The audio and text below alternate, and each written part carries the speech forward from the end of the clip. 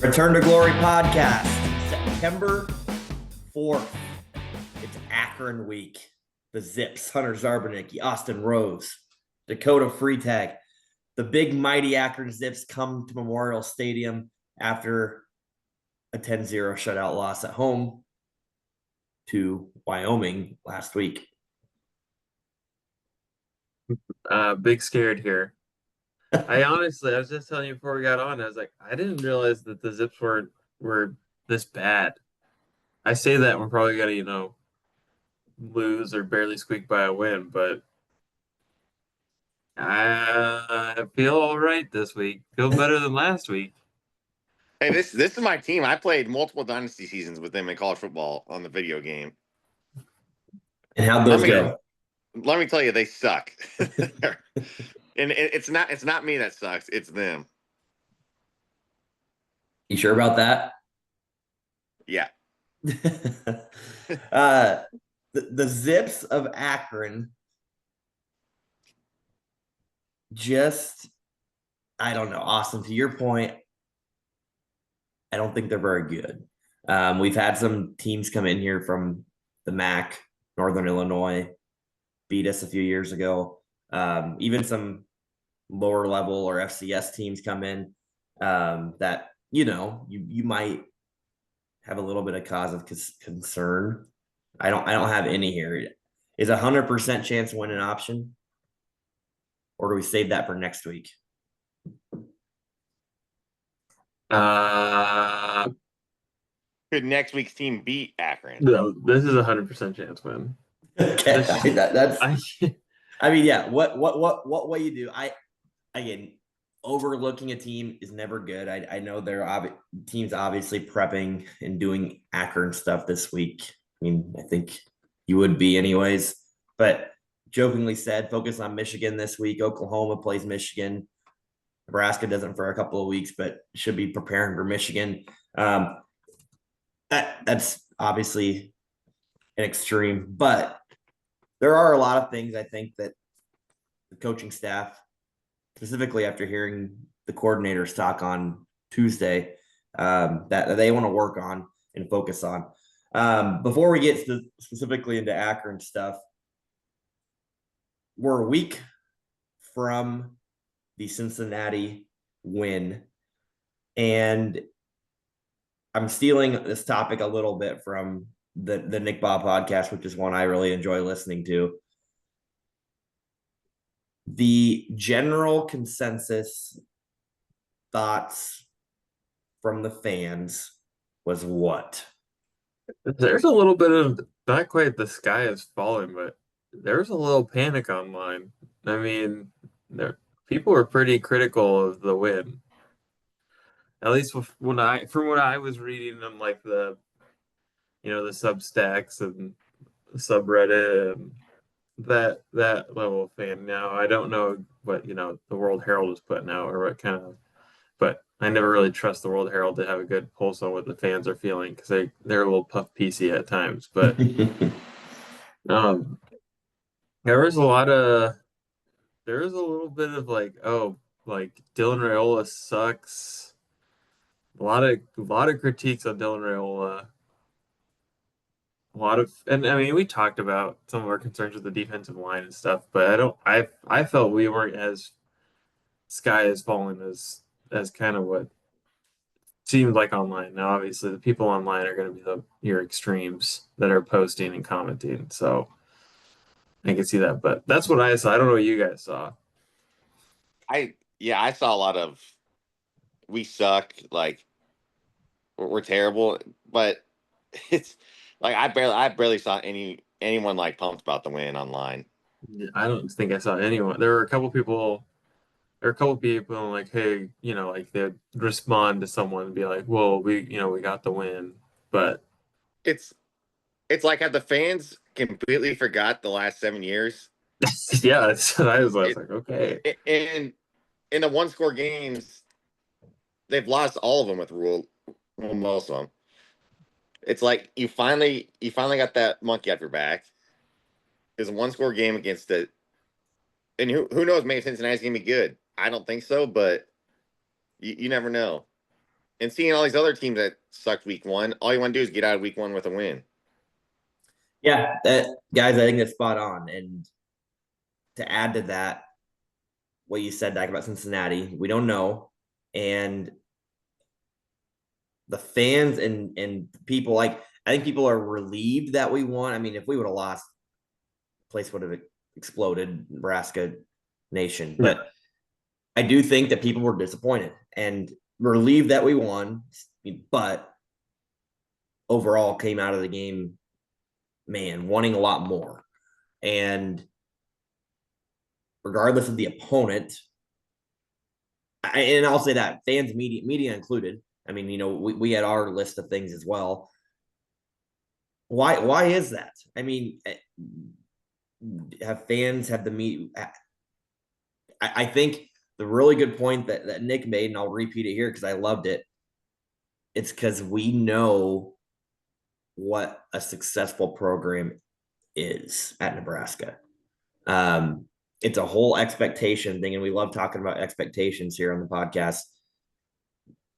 Especially a lot of these older fans, we know what really good programs are supposed to do to Cincinnati. Now, they would say they realize we're not there, but they want to be there, and they know what it should look like. And when you hear comments from coaches, media, players, whoever else, that may indicate that we are there or getting close to there, we just put in a picture of our minds what that game should look like. And so I think, and then the flip flop of that is Nebraska basketball, right? Where we don't know what it looks like. We have not won an NCAA tournament game. Right. Any form of success is like, wow. So like when we praise. win a game, it's great. When we are in the bubble talk to go to the NCAA tournament, it's great.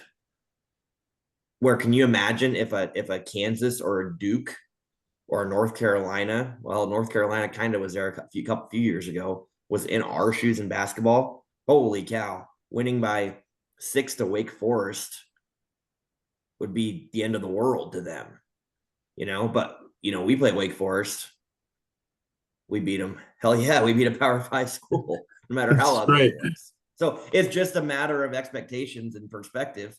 And that's where Nebraska football has been and always will be, at least for the next several years, until the older generation that watched it starts to die off, unfortunately. But you know what I mean? It's just, it's an expectation thing that only Nebraska fans, not only, but that's how we're thinking about everything. You hear, to another extreme, Alabama fans, their sky's falling. They lost by a touchdown to a team that was, 13-0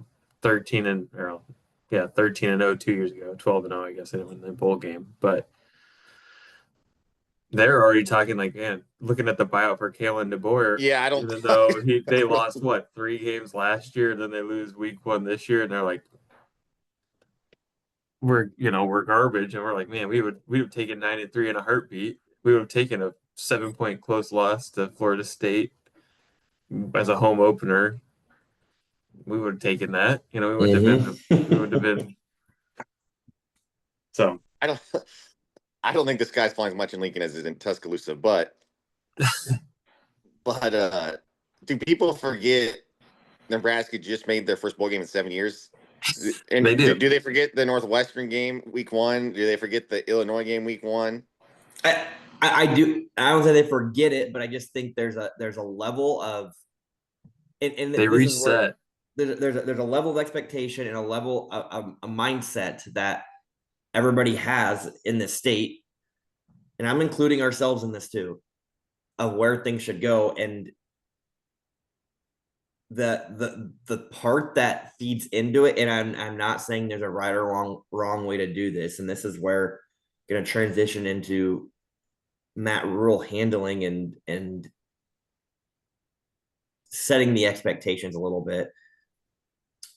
How many awesome things did we hear this offseason about our running back depth and our defensive line being fine, and it's not going to be a big drop off replacing. And I said it too. Like I thought our defensive line would be pretty decent. I think all of those things, and it starts coming from the coach and the players. There was no negative talk, and this is the year. This is year 3, Matt Rhule. This is gonna be all pretty and awesome.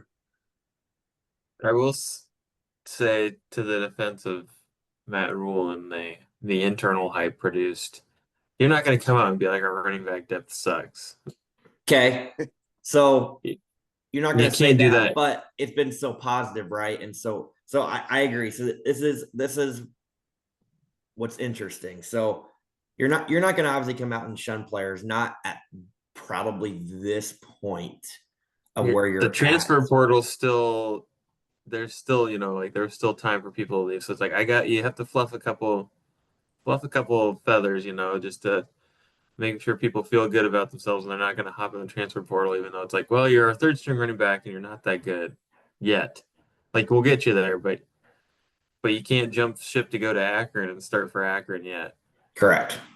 So here's where I also think you have varying levels of fans and media. The media kind of has mentioned a lot of the problems that we saw in that first game that we weren't allowed to run away with it. The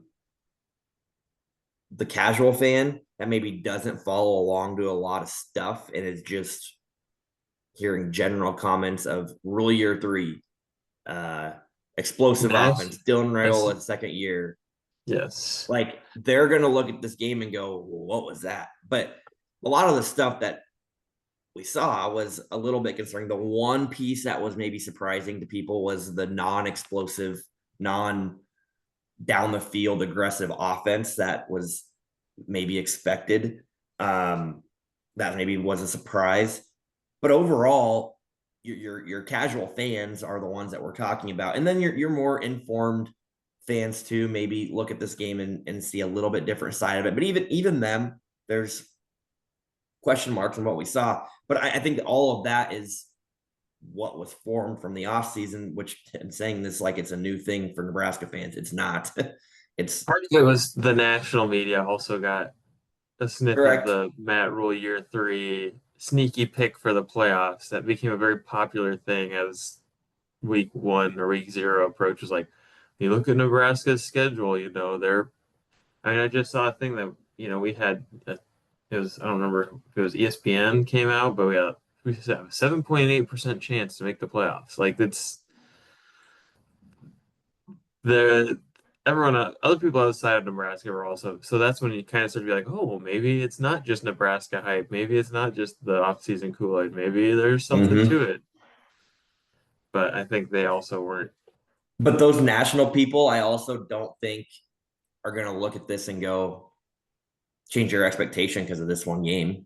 I agree. I mean, Nebraska fans' minds change, but those national people, they're not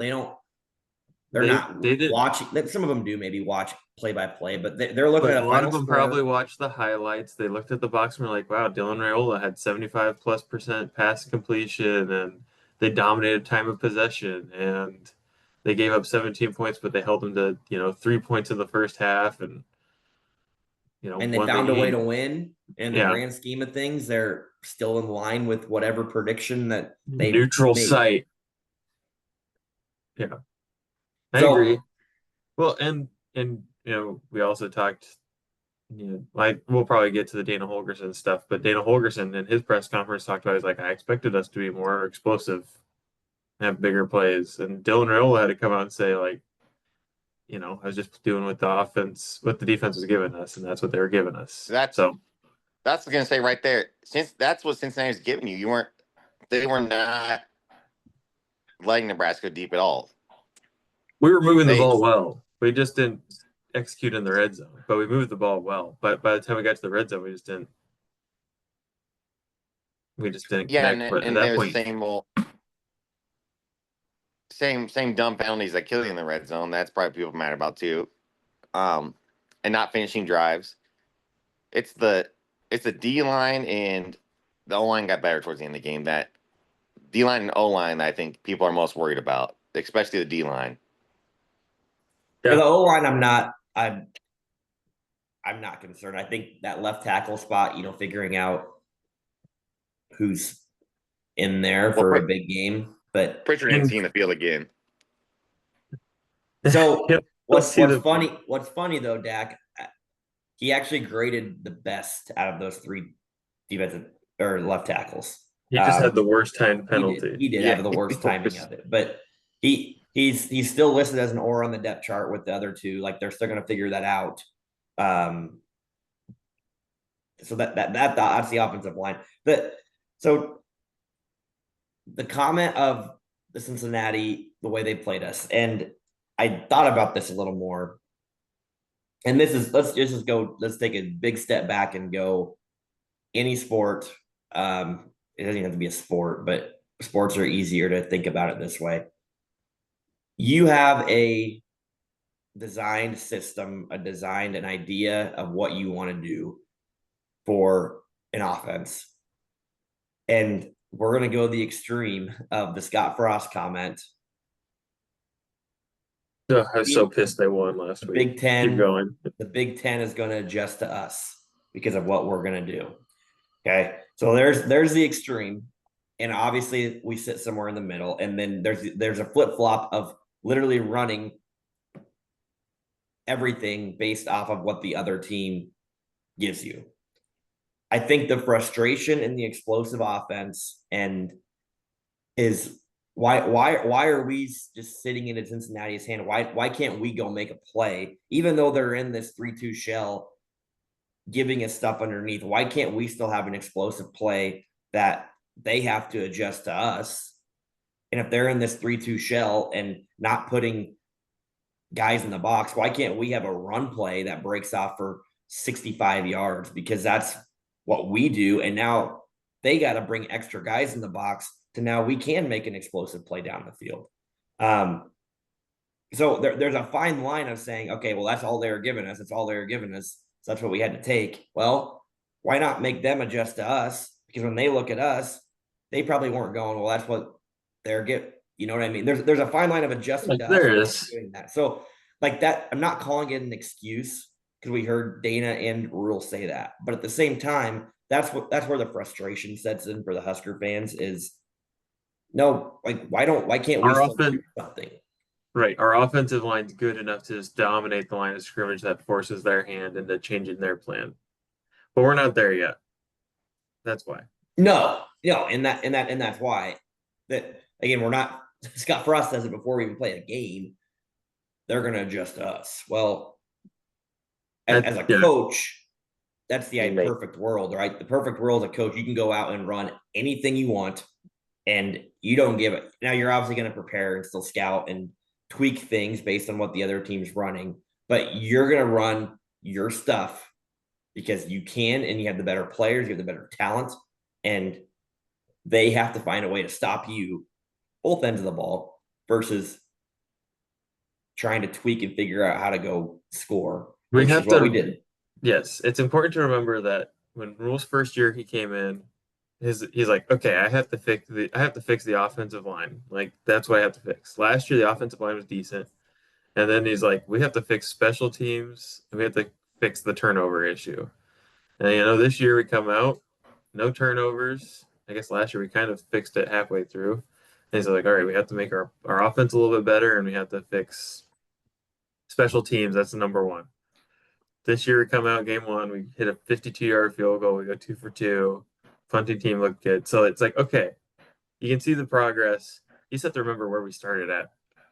I mean, there was a lot to fix. So week one, I agree, it reset my expectations. I mean, I don't know about you guys, but I was like, it'll be a good year if we go 8-4. And I mean, going into the year, we kind of had what we expected, but my ceiling's definitely dropped. Well, when you expect you're going to lose, mine hasn't changed. I'll be honest. Like we're going to be in a lot of close games, guys. A lot of close games. The only reason why it may have changed and actually may have gone up a little bit is because I think UCLA and Northwestern might be complete dog shit. But That's Yeah. true. I things have not changed for me. Just as far as did I think maybe our offense was going to be more explosive? Yeah, but They still can be. They still it can still be. can be. That's the thing. Yeah. Yeah, like you said, change your game plan. So say every team runs a shell against Nebraska. Are they just going to not throw deep at all, like the whole year? Right. Good point. It's you have to change your game plan, and there's on the other side of the ball, and I still don't get it. Why would they not throw a spy on Sorsby? The whole They game, that's all he could do was just run, and they refused to throw a spy on him. Change their game plan defense, and I just that's one part of the game I did not get.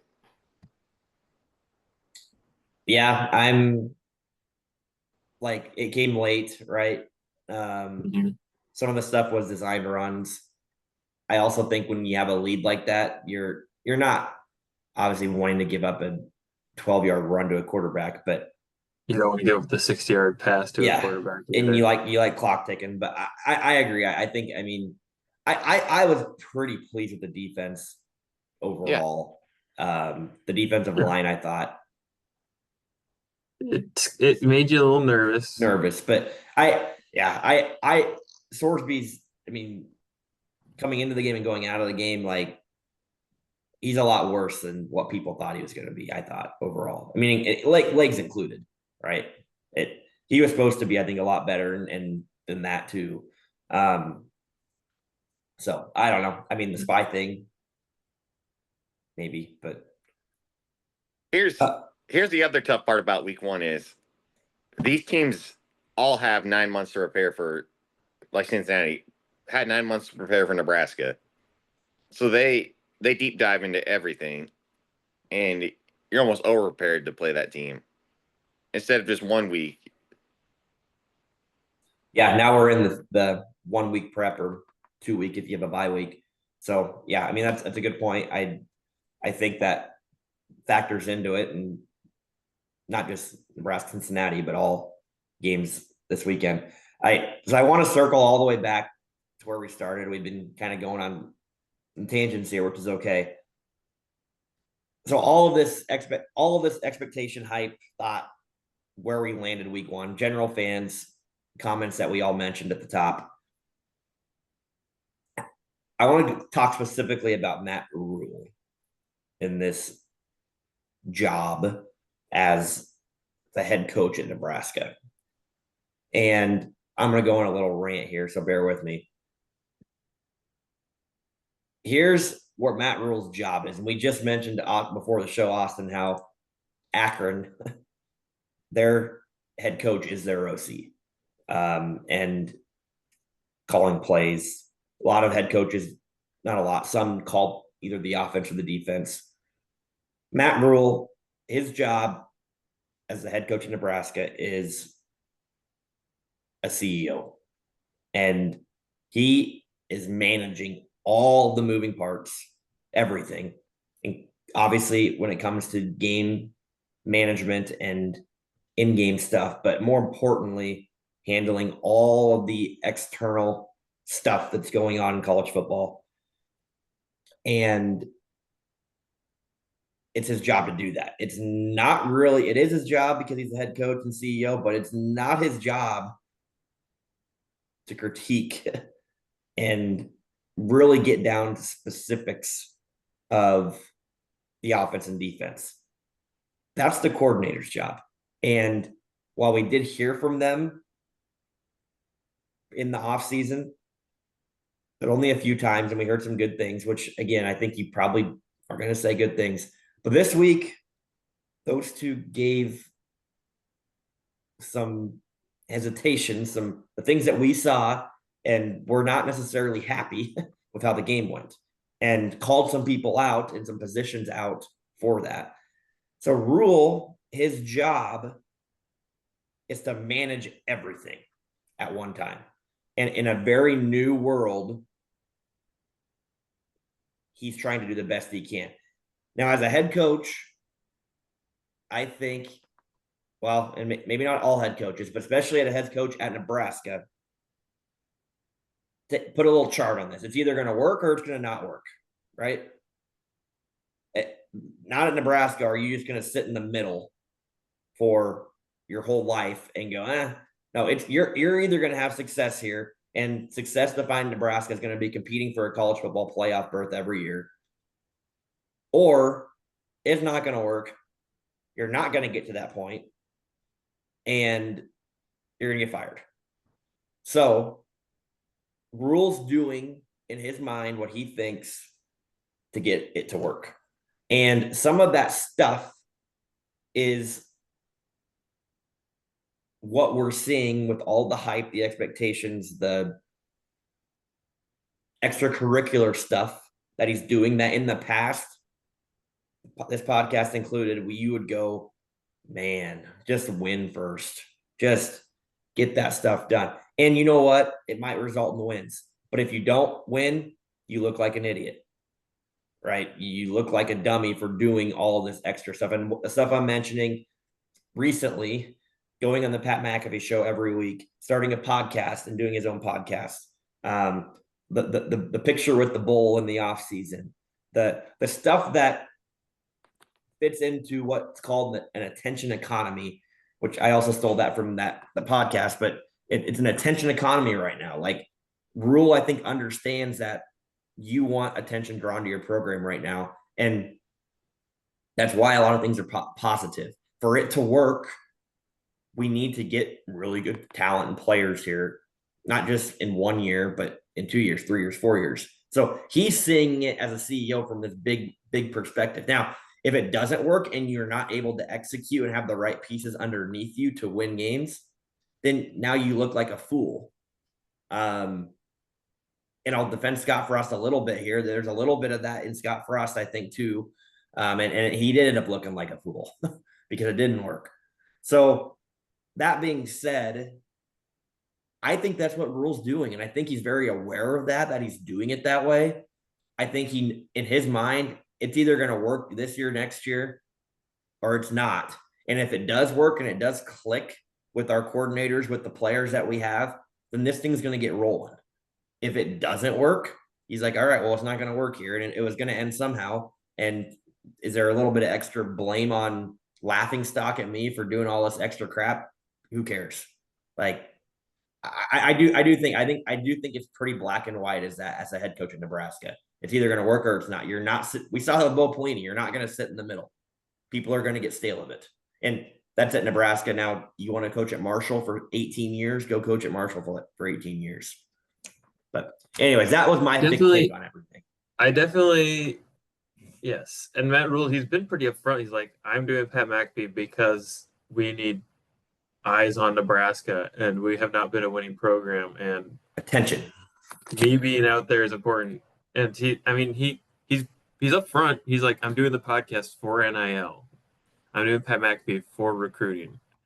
I did the bowl picture for recruiting. Mm-hmm. Like, I mean, he's straightforward with it, and I appreciate that. And I agree. You know, he's definitely left it up. He's like, all right, my coordinators I'm hiring top. I'm gonna spend money on what I believe to be top-notch coordinators, and they're gonna solve the problems. Like he's like, I'm not gonna. Special teams suck, so I'm gonna go get Mike Eckler. Like I'm gonna go do that because I don't have time to fix special teams. I have to deal with, and I can't. I bet NIL is just atrocious to deal with. I cannot imagine trying to juggle 100 college kids and paying them. He's in charge of all of it, including still the head coach's job on a game day. Yep. We were critical of him at the beginning of, like you're peacocking a little bit before you're putting the cart for the horse. But the more I see of just what's going on with NIL and stuff, like, okay, you have to do this stuff. You just have to. So, and I think you're right. I think he knows that. And he's like, if I go out in Nebraska, I'm going to go out trying to do everything I can to make these things work. I mean, you have to do this stuff, but I guess my point is he's doing it to an extreme like not every coach is going on the Pat McAfee show. Not, he's going to the extreme level of it, which again, do you have to do that? I don't know. I think that's just his would say approach. no, but yeah, that's his active approach of what he's trying to do and focus on as the head coach at Nebraska, where you do have a lot, and we're not the only place that has this, but you have a lot of extra eyes, and I mean, all these podcasts that are out there on Nebraska and the different media outlets that cover, like you have a lot of stuff on you, and this is his active approach of doing it. To his credit, we might have not gotten to that point where we're winning all these big star recruits, but like we're making like the top 5 for a lot of 5-star recruits, which we weren't before. So I mean, and again, it's going to work or it's not. Like right. I have that quote written down that I came to my mind. It's either going to, this way is either going to really pay off, or it's going to be a laughing stock, and you're going to get, because it is, everybody's expectations are going to be so high doing this too, right? If all you're doing is talking and preaching how a lot of this stuff works, you don't sound like a know-it-all, but you're kind of educating everybody to where this is how you want them to think, and you're hyping everything up, you're adding expectations, so you're getting, just like the Cincinnati game, when people were going to that game, we're going to win 38-17, like eventually people are going to get pissed that it's not exploding if it doesn't explode. So you're not going to sit in the middle with this approach. It's either going to pay off, or people are going to go, this guy's a blowhard and all he does is talk and doesn't know how to actually produce. Whatever the record is, we could be 8-4 and people could have that thought. But it's either going to work or it's not going to work. That's my point here. And this is, like you said, this is Rhule's approach. This is what he's doing to take it that way. Some people would maybe really agree with it. Some people are going to be very, very against it. I get it's a new era and you got to put your name out there, but all this McAfee stuff and podcast crap, which I'm saying this as we're doing a podcast, but I don't like that stuff. Go out there and win first. Like you said, say you're 5-4 and he's still in his McAfee show. No one's gonna care what he says, and he's gonna look like an idiot. Like, but Dak, do you agree that this is, in the modern world of this attention economy that I talked about earlier of NIL recruiting, do you think this is one way of attacking it? Yeah, I see why he's doing it. So what I'm saying is I'm with you, Dak. That's the original way of thinking, even for myself, for a lot of people. Go out and win first. But could this, I'm going to say on the forefront, on the breaking edge, like, could this be the way to actually take a Nebraska football program and excel it forward? I don't know, but or are you just saying, nope, this way is not going to work? I think it could. And that's what I think he's trying to do. I think he's taking a shot. He's taking a shot. I'm going to do this, and it's either going to work or it's not. He's saying to himself, I'm not going to be here probably if this thing doesn't explode and we're not winning 9 games in year 4 or 5. I'm not going to be here anyways, because the program's not, the fans, the program, the boosters, the board of regents, they're not going to want me here if I'm still winning 6 or 7 games in year 4 or 5. So I'm going to do what I can now to make sure in year 4 or 5 that this thing's exploding. And if it doesn't, regardless of whether we're winning now or not, he's thinking as a CEO of his business, this is where he wants to go. So that's my point. Is I agree that the original way of thinking is win first. Well, shit. If you don't do all this stuff and you do beat Cincinnati's 2017 and you end up 7, I mean, you're not going to get recruits for year 4 or 5. Yeah, there's no in between of what he's doing. It's either going to work really well or just be an absolute shit show. There's no in between. Yeah. He's putting all chips on the table, which I get what you're saying about that. He knows he doesn't have much time left to figure this out. And I guess year 3 is just time to throw it all out there. And this is Matt Rhule's quote unquote year, right? That it's supposed to happen. Yeah. This is So the year he has most of the positive hype behind him. correct. If this year falls apart, it all of a sudden becomes a narrative that Matt Rhule, Nebraska can't be fixed. You know, it's done. Matt Rhule, the year 3 magic didn't work. Mm-hmm. This also ties into a good thing that I heard. Jackson Weeks, who's been on the show before, also getting married here in not even 2 days, one day, tomorrow. Rehearsal dinner tonight and wedding tomorrow. So congrats there, Jackson. But he texted me this. Oh, it's been a few weeks ago. Can the blue collar approach, the blue collar way, have success or win anymore? And I know what he means by blue collar, but the more traditional, old school, like Bill Belichick. Yep, you're yep. Let's mention Bill Belichick with what happened against TCU, but the hard nose, keep your mouth shut. And I'm not going to say Rhule's a soft coach, but the not doing any of the media stuff, just working your butt off. Basically selling that to your players too. That we're going to do things behind closed doors and we're going to work our butts off. No one else is going to know what we're doing, but it's going to show they're out in the field and that kind of mindset and approach. Shut up and win. Can that work anymore? I think that their blue collar approach will still exist where it's, hey, that's kind of Matt Rhule's approach is we're gonna recruit talent, we're gonna develop talent, we're gonna work hard, and it's gonna show up on the field. But we're just gonna talk about it too. Yeah, it's a revised. I call it a revised approach. I mean, it's so the answer to the traditional blue collar. No, I think that's why now Nick Saban was getting old, but I think that's why some of these old timer type of coaches are seeing, oh my gosh, there's so many other moving parts now that the world's just changed.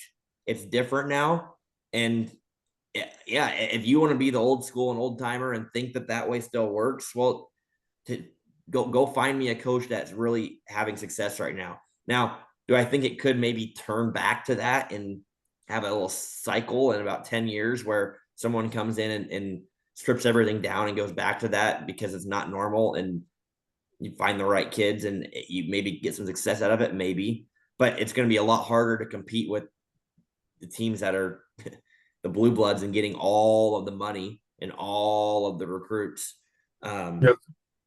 So it's a good question to think about. It's just a changed world. What I think the concern, right, with anybody that's talking a lot, and Rhule's done that since he's been alive, is don't become an arrogant know-it-all to where it's a false front, or you're not, you're no longer preaching what you're actually believing in and seeing on the field and coaching. And you know what? That might naturally happen if you're not winning games, but then you start to become a fraud. Scott Frost, I mean, you saw it happen there. So I think that's where the fine line is. And you're right, Austin. Right now, we're going to work our butts up and we're going to tell people about it. That's where it's at is fine, as long as it doesn't take that next step and become, okay, well, whatever we're saying and or hearing is not matching what's happening on the field. I'm not saying go full Dabo Sweeney and screw the NIL. I'm not going to do that or change my style at all. But the way he's doing it is kind of rubbing me the wrong way a little bit. With all this McAfee show and podcasting, all this, he's putting himself out there a little bit too much, I think. You know what? That's us. As in our 20s, doing a podcast. That there's the older fans. Who's he doing that stuff for though? 18-year-olds. It's not us. Yeah. And so if the message is getting across to it, I guess it's a little bit for us because you do have to manage all of that, but he's teaching the world about NIL and explaining his view and opinion on it. So it is kind of for us a little bit. Is it going to rub us the wrong way if you don't get wins? Yeah. But as far as selling to the kids that you need to come to recruit to get to become the next level of program you want to be, that's who he's trying to talk to. Now, naturally, you're going to get others to go with it. But okay. We're talking some Akron, man. Yep. I didn't want to talk about Akron because I don't know what there's to talk about, but Akron this week, 34.5-point favorite. Night game, Memorial Stadium. I mentioned before, Akron did not put up anything. Big old goose egg on the scoreboard at home against Wyoming. Here's how I want to preview Akron today. Similar to what we did to Cincinnati. What do you want to see? And what are you going to see? And those two things can be the same. Those two things can be different. You can obviously make some predictions here with the going to see, but it's a game that we should and most likely will win. There's a lot of talk and not going to say negativity, but some things that we need to work on that we've mentioned. A lot of people have mentioned. They're very eye-opening. So, Dak, what do you want to see? I want to see the D-line needs to show up this game. If they get pushed around against Akron, the season's going to be really bad, especially going to Big Ten play. I want to see that. I also want to see all this talk about, we wanted to air it out more against Cincinnati. Well, here you go. You're playing Akron. Air it out. Like, don't hide anything back. Now, I hate this is going to happen. They're going to go vanilla against Akron and HBU, HBCU, whatever they are, because they don't want to show anything. So it probably won't be a full game plan out there, but I want to see him put up 40, 50 points. Try some deep shots. Like, try a bunch of crap that might not work, but like trick plays and stuff. Just try it out. See what happens. You want to see trick plays against Akron? Yeah, I mean, try it out. Might as well. These are just like preseason games, basically.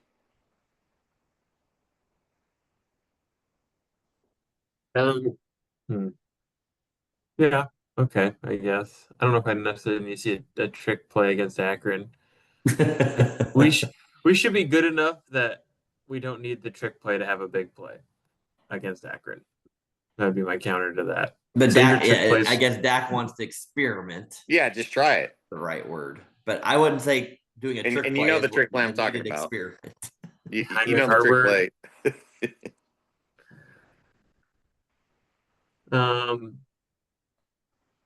What I want to see is a shutout because Wyoming shut them out, and I feel a lot better if we also shut them out. I mean, if we give up a score here for but if they put up 2 touchdowns on us, I'd feel a little ill.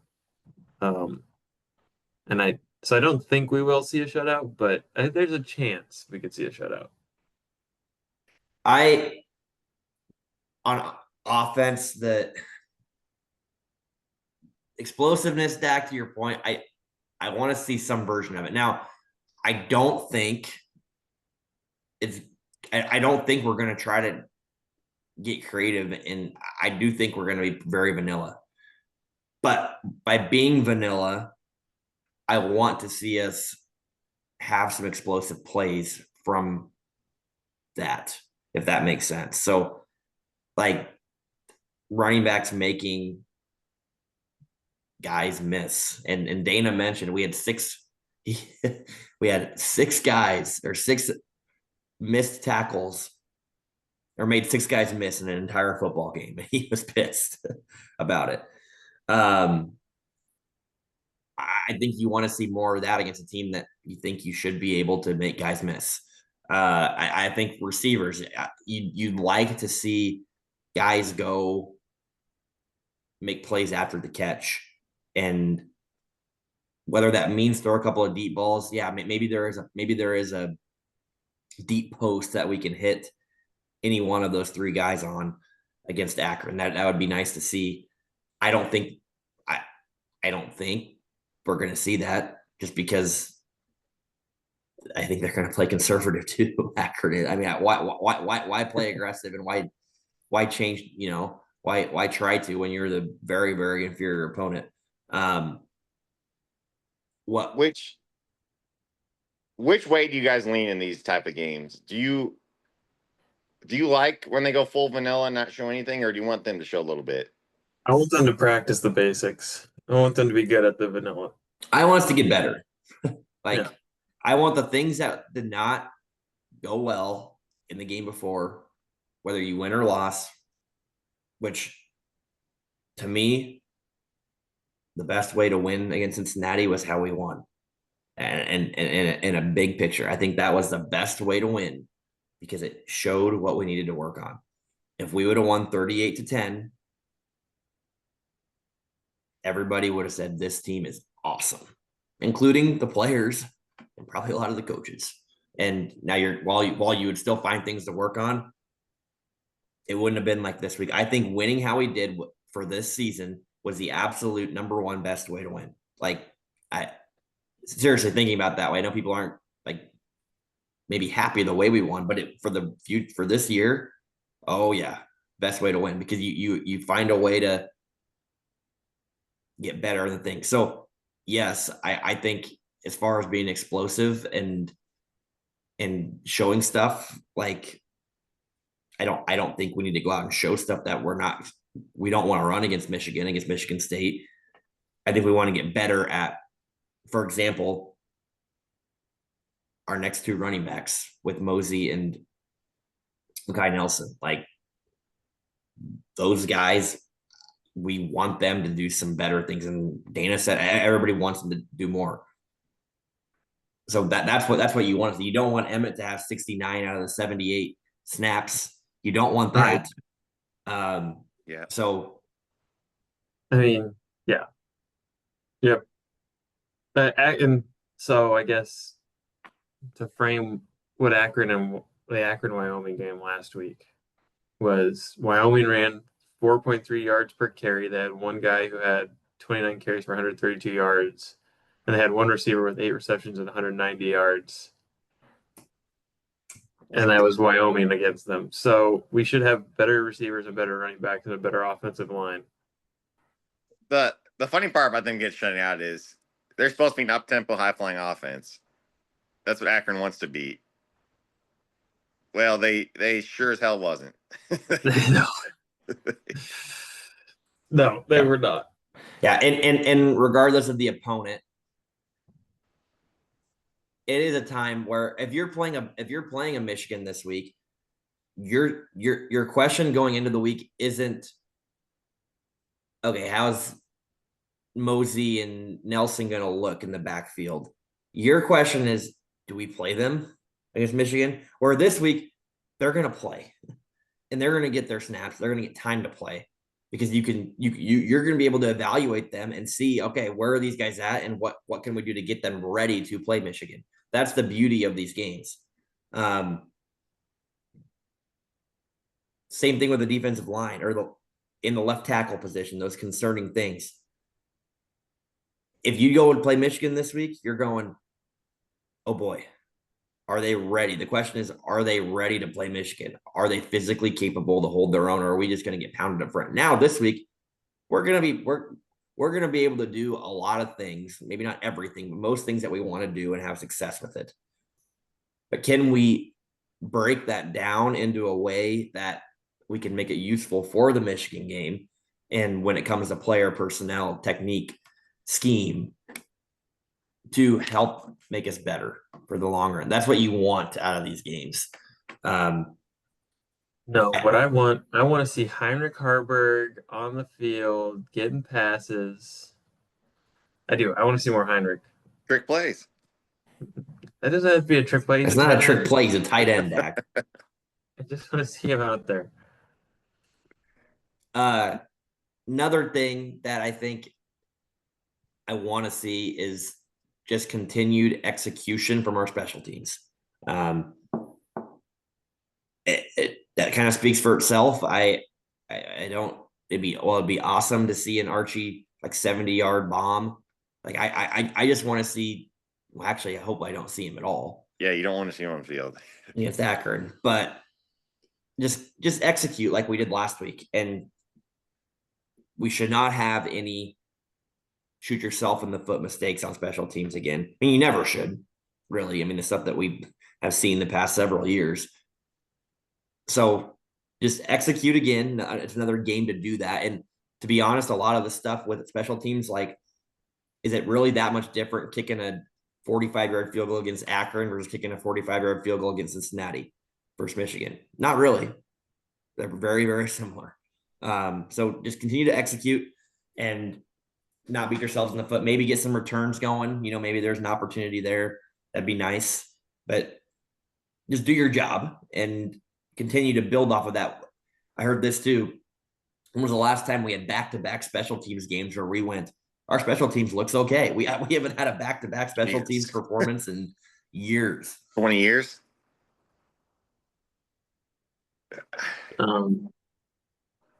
Yeah, I agree. Special teams would be good to see. I want to see our defense bottle up the run game a little better than they did last week. I mean, obviously, the running quarterback was a different, a weird fold that you don't always have to prepare for, but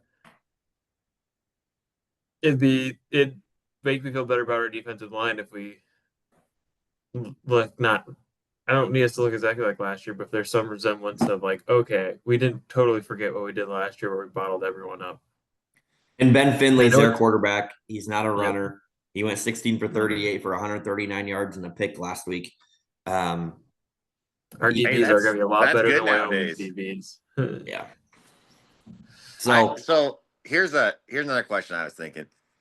What combined score that you win by these next two games would you guys be worried or pissed about? Like, I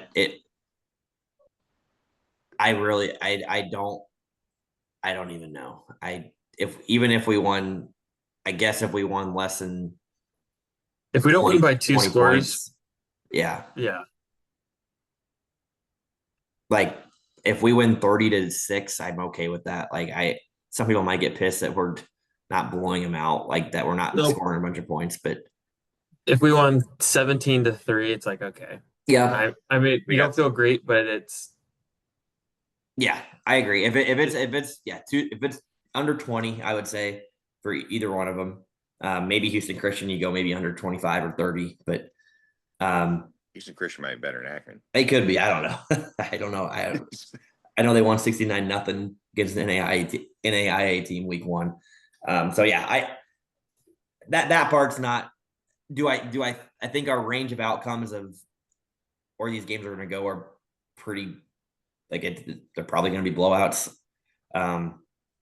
Obviously, if things are tight and you still win, you still appreciate the win, but then you are really. I mean, we've had those against several of these teams. We really have.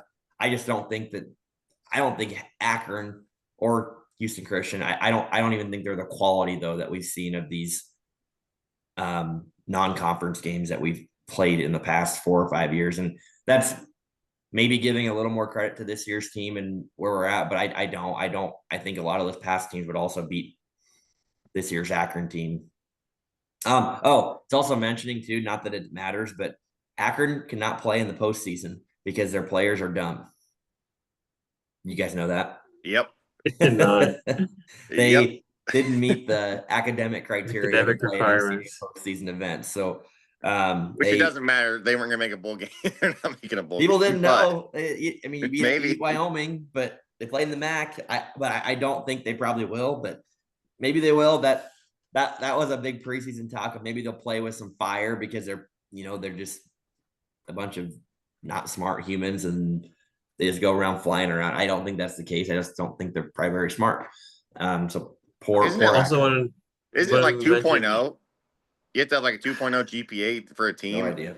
Yeah. What is the GPA requirement? Yeah, look it up real quick, Austin. I think it's 2.0. I really don't care. It's not good. I don't. What you want to see is you don't want Akron to put up a lot of points getting shut out at Wyoming. That's the main thing. I agree. If they get more than 20, it's not going to be pretty. Yeah, I mean, that's what you'll be worried is if on that your offense side of the ball, I don't think you're gonna be too worried about either way what it looks like. The defense is what you're gonna have your eyes on this week. so yeah, I guess Dak, if we win 49-21, like defensively, you're going, but even then, that's still, I don't know. 90% of student athletes. Now this is just the Gemini AI overview, so take that as you will. 90% of the student athletes at the institution must have a minimum overall grade point average necessary to graduate, such as 1.8. Wow. So, Tough. yeah.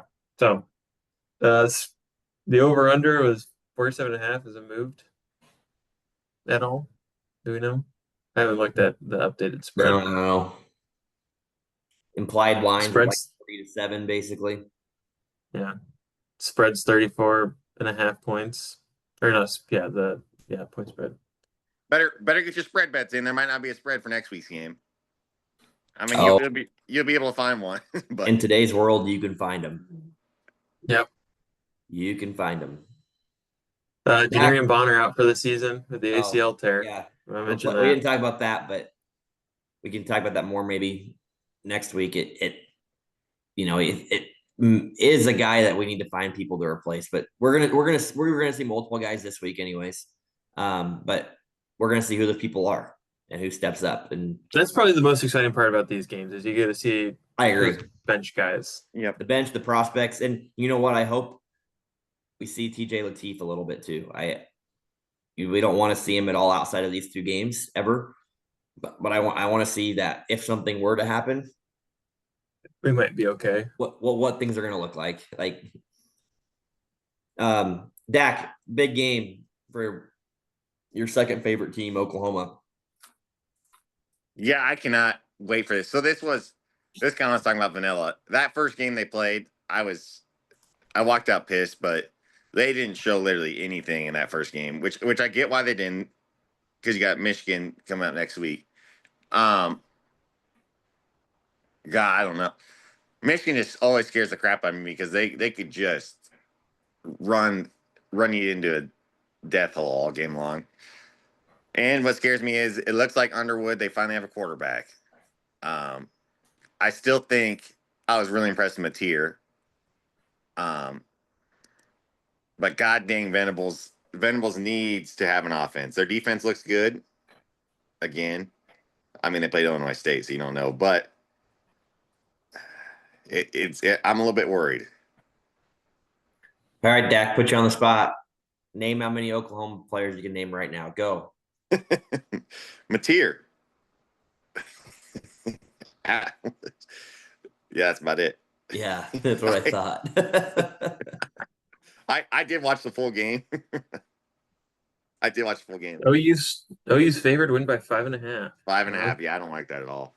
I wouldn't touch that. I don't think I like that either. I mean, I'm excited it'll be during our game, so I probably won't be able to watch it, but at least see what Michigan's made of. I mean, it's as a fan, not being concerned about these next two, you want to see what Michigan's got. So yeah, if Oklahoma comes out and wins 34-17, you're that ain't gonna happen. They could. No, I'm taking Michigan. Straight up those points. Yes.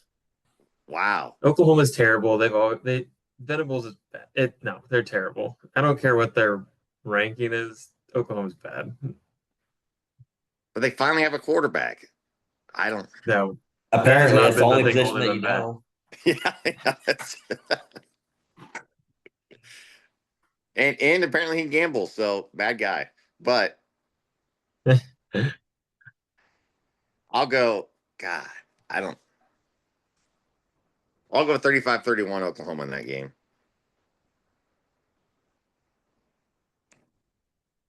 I don't know. I don't even know. Yeah, that's bad praise. I have no clue. You can't take anything away. 21 Oklahoma.